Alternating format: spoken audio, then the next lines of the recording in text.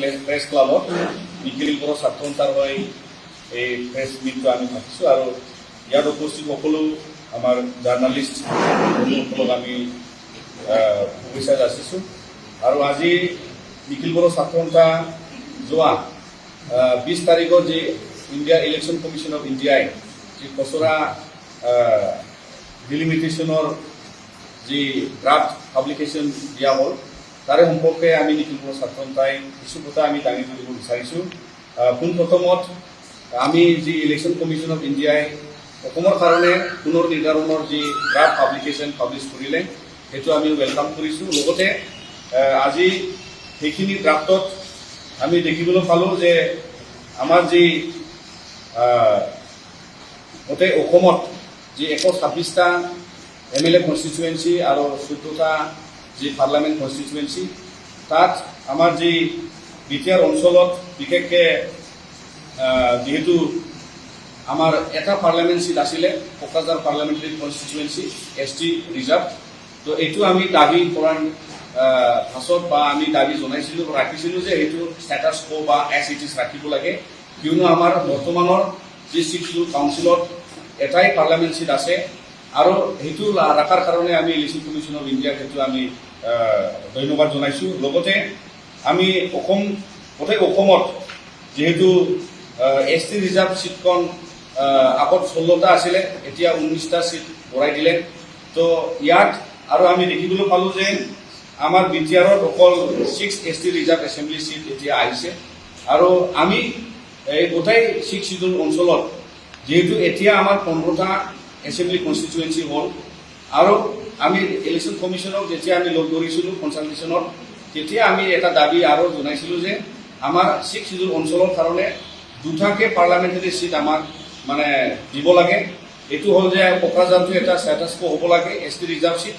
আৰু ওদালগুৰিত লৈ তাতে আমি এটা পৃথককৈ আমি এটা সমষ্টি লোকসভা সমষ্টি আমি বিচাৰিছিলোঁ, কিন্তু আজি এই যি ড্ৰাফ্ট ইয়াত আমি দেখিবলৈ নাপালোঁ। কিন্তু ইয়াত কিছু আমাৰ বিটিআৰৰ যে কনষ্টিটুৱেঞ্চি সেইটো লৈ MLA কনষ্টিটুৱেঞ্চি লৈ আৰু দৰং জিলাৰ আৰু বিভিন্ন সমষ্টি ইয়াত এছেম্বলি কনষ্টিটুৱেঞ্চি ৰঙিয়া, কমলপুৰ, চিপাঝাৰ আৰু মংগলদৈ আৰু দলগাঁও সেইখিনি সংযোগ কৰি তাতে দৰং এটা কনষ্টিটুৱেঞ্চি বনোৱা হ'ল। তো ইয়াৰ কাৰণে আমাৰো নিখিলপুৰ ছাত্ৰ সন্থাৰ পৰা আমি অনাগত দিনত যিহেতু কনচালটেশ্যনৰ কাৰণে যে ড্ৰাফ্ট পাব্লিকেশ্যনটো লৈ আমি ৰিপ্ৰেজেণ্ট কৰিম, কিয়নো আমাৰ এইটো এটা বিটিআৰ অঞ্চলৰ কাৰণে যে পৃথককৈ দুটা পাৰ্লামেণ্ট চিট দাবী ৰখা সেইটো আমাৰ দাবী আছিলে। তো ইয়াৰ কাৰণে আমি অনাগত দিনত যে কনচালটেশ্যনত আমি ৰিপ্ৰেজেণ্ট কৰিম, যাতে ইলেকশ্যন কমিশ্যনৰ আকৌ আমি দাবী জনাওঁ যে আমাক বিটিআৰ অঞ্চলত দুটাকৈ পৃথক পাৰ্লামেণ্টাৰী কনষ্টিটুৱেঞ্চি এৰেঞ্জমেণ্ট কৰি দিব লাগে। আৰু লগতে ইয়াত বিভিন্ন অসমত যিহেতু এডজাষ্টমেণ্ট কৰি আৰু আমাৰ বিটিআৰৰ যি বিটিআৰৰ আউটছাইড কনষ্টিটুৱেঞ্চিৰ লগত মানে যিটো মিক্স কনষ্টিটুৱেঞ্চি আছিলে সেইটো আজি এটা এডজাষ্টমেণ্টত এটা বিটিআৰ অঞ্চলৰ সংযোগ কৰাই তাতে এটা মিলা প্ৰীতি কৰি পেলাই বাউণ্ডাৰী কো টাৰ্মিনাছ কৰি আজি আমি এই সমষ্টিবিলাক আমি দেখিবলৈ পালোঁ। সেইটো আমাৰ কাৰণে এটা 6 চিডুল জুৰিছডিকশ্যনৰ কাৰণে এডমিনিষ্ট্ৰেশ্যন কাৰণে এটা সুবিধাজনক এটা কনষ্টিটুৱেঞ্চি এডজাষ্টমেণ্ট হৈ আছে, ইয়াৰ কাৰণে আমি সেইটো আমি ৱেলকাম জনাইছোঁ। লগতে আমাৰ যি ওদালগুৰিত বেলেগ বা পৃথক এটা পাৰ্লামেণ্ট কনষ্টিটুৱেঞ্চি দাবী আছিল, এইটো আমাৰ এটা কাৰণত যে আমাৰ জুৰিছডিকশ্যন বা এডমিনিষ্ট্ৰেটিভ কনভিনিয়েঞ্চৰ কাৰণে যাতে বিটিআৰ অঞ্চলৰ কাৰণে পৃথককৈ পাৰ্লামেণ্ট কনষ্টিটুৱেঞ্চি আৰু এটা হয় কোকৰাঝাৰৰ বাদেও, যিটো যে আমাৰ যে কনভিনিয়েঞ্চ অফ এডমিনিষ্ট্ৰেশ্যনৰ কাৰণে আমি সেইটো দাবী ৰাখিছিলোঁ। তো অনাগত সেই কথাটো ৰাখি পেলাই আমি আজিও সেইটো অকল ৰাখিম আৰু দাবী জনাম। আৰু লগতে গোটেই অসমত যিটো বিভিন্ন জিলাৰ আমাৰ বড়ো আৰু আদাৰ ট্ৰাইবেল কমিউনিটিছ আছে, তো ইয়াৰ বিষয়ে কিছুমান জিলাৰ ঠাইত আমাৰ ABSUৰ ফালৰ পৰাও আৰু বিভিন্ন ঠাইত আমাৰ কিছুমান কমপ্লেইন আহিছে। তো সেইটো লৈ আমি আলোচনা কৰি আছোঁ আৰু অনাগত দিনত যি কনচালটেশ্যন হ'ব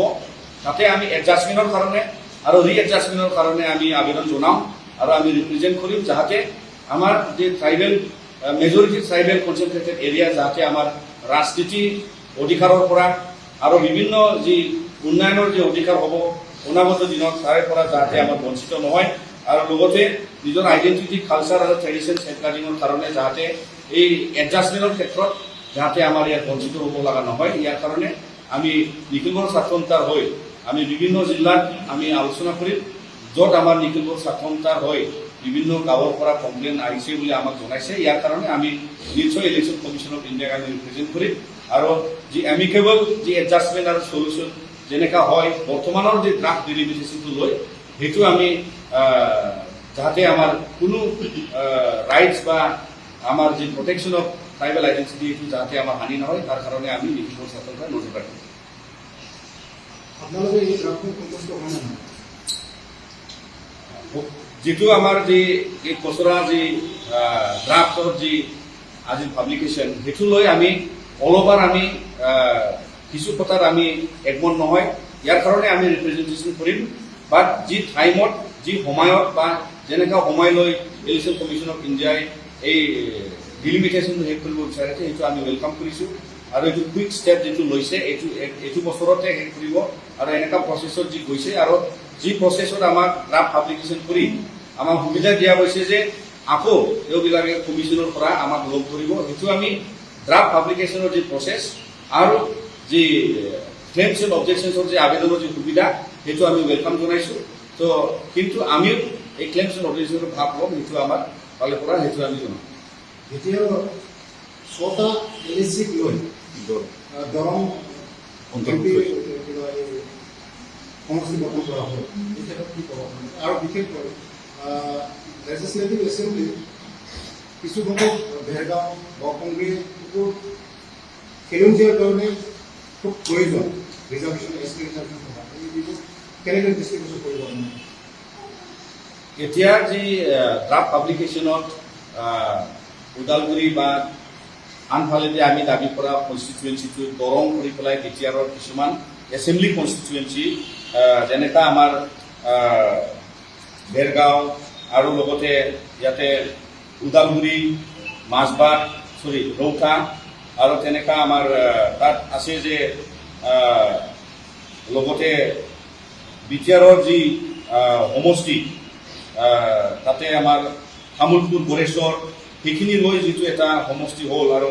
আন যি বিটিআৰৰ বাহিৰৰ যি এছেম্বলি কনষ্টিটুৱেঞ্চি লৈ কিনি এটা মিলাই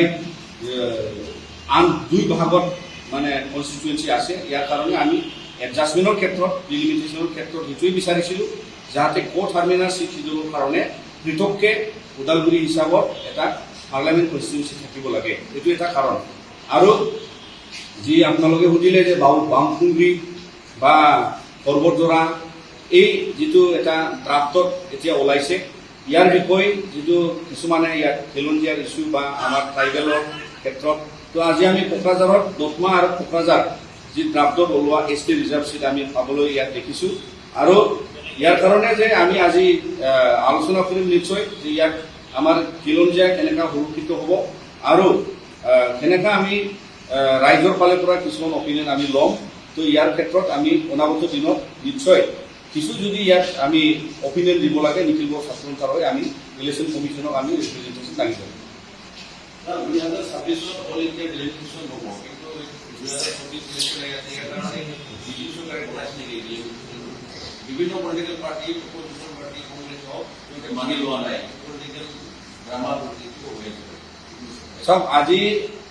আজিৰ যিটো ইলেকশ্যনৰ কমিশ্যনৰ দ্বাৰা যি ড্ৰাফ্ট পাব্লিকেশ্যন এইটো এটা সুপ্ৰিম কোৰ্টৰ নিৰ্দেশৰ মতে অকল অসমৰ ক্ষেত্ৰত ৰিএডজাষ্টমেণ্টৰ কাৰণে ডিলিমিটেশ্যন হৈছে আৰু সংবিধানৰ মতে আৰ্টিকল 82 তাত লিখা আছে যে আমাৰ অল অভাৰ ইণ্ডিয়া 2026ৰ পিছত আফটাৰ 2026 আৰু সেইটো যে সেন্সাছ নট বিফৰ অৰ আফটাৰ 2001 যে সেইটো হিচাপ মতে সেন্সাছ 2001ৰ মতে আৰু তেনেকা এটা অল অভাৰ ইণ্ডিয়াৰ যিটো ডিলিমিটেশ্যন প্ৰচেছ হ'ব। চ' তেতিয়া তাত পাৰ্লামেণ্টাৰী কনষ্টিটুৱেঞ্চি আৰু এছেম্বলি কনষ্টিটুৱেঞ্চি সকলো ৰাজ্যত আৰু অল অভাৰ ইণ্ডিয়াৰ পাৰ্লামেণ্ট চিট ইয়াত বাঢ়িব। তো ইয়াৰ কাৰণে 2026ৰ ক্ষেত্ৰত সেইটো কেতিয়া হ'ব আমি নাজানো, কিন্তু আমাৰ অসমৰ ক্ষেত্ৰত যিহেতু ৰিএডজাষ্টমেণ্টৰ যে টাৰ্মিনাছ ইন ডিষ্ট্ৰিক্টছ এটা হ'ল ইয়াত দেখুৱাইছে ইলেকশ্যন কমিশ্যনে যে কিছুমান ডিচি বা পঞ্চায়তক লৈ টাৰ্মিনাছ কৰাৰ ক্ষেত্ৰত আৰু আমাৰ 6 শিডিউল কাউন্সিল হোৱাৰ পাছত বিটিআৰৰ যি বাউণ্ডাৰী জুৰিষ্টিকশ্যন ইয়াৰ ক্ষেত্ৰত আমাৰ এই খুব প্ৰয়োজন আছিল যে ডিলিমিটেশ্যন হোৱাৰ ক্ষেত্ৰত, কিয়নো আজি ধুবুৰীৰ লগত কিছুমান ইষ্ট বিলাসীপাৰা গৌৰীপুৰ সমষ্টি তো আমাৰ বিটিআৰৰ BCDC আমাৰ বিটিআৰৰ যি কিছুমান ব্লক অঞ্চলত গোটেইখিনি কিছুমানে ধুবুৰীৰ লগত আছিলে আৰু ধুবুৰীতে তিনিটা সমষ্টিৰ লগত লাগি থকা আছিলে আৰু আন বঙাইগাঁও সমষ্টিৰ লগত আছে, খাজলগাঁৱৰ ক্ষেত্ৰত, চিৰাঙৰ ক্ষেত্ৰত আৰু বিভিন্ন ঠাইত তেনেকুৱা আছে, বৰমাৰ ক্ষেত্ৰত হওক, আমাৰ বাক্সাৰ ক্ষেত্ৰত হওক, চালবাৰী অঞ্চলৰ হওক। তো বহুত ক্ষেত্ৰত আমাৰ এই এডজাষ্টমেণ্টটো খুব প্ৰয়োজন আছিলে, কিয়নো